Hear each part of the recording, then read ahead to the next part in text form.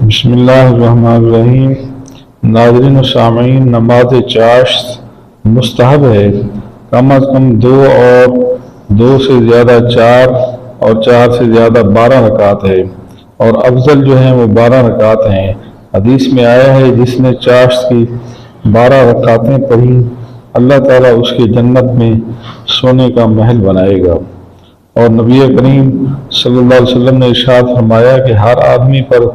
اس کے ہر جوڑ کے بدلے میں صدقہ ہے، اور انسان کے 360 جوڑ ہیں، اور ہر جوڑ کے بدلے میں تسبیح پڑھنا، الحمدللہ کہنا، لا الہ الا اللہ کہنا، اللہ اکبر کہنا، اور بری بات سے رک جانا، اور ان سب کی طرف سے 2 رکعتیں چاشت کی کفایت کرتی ہیں۔ اور نبی کریم صلی اللہ علیہ وسلم نے ارشاد فرمایا کہ اللہ عز و جل ارشاد فرماتا ہے کہ اے ابن آدم، شروع دن میں میرے لیے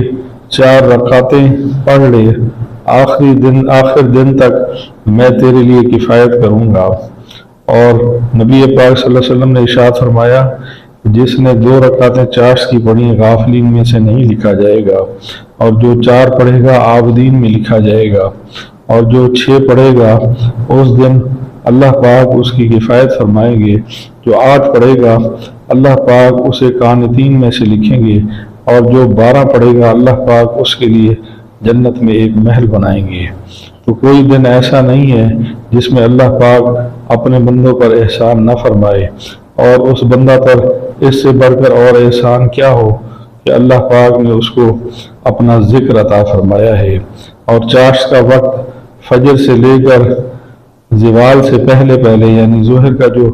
زوال ہوتا ہے اس سے پہلے پڑھنا مستحب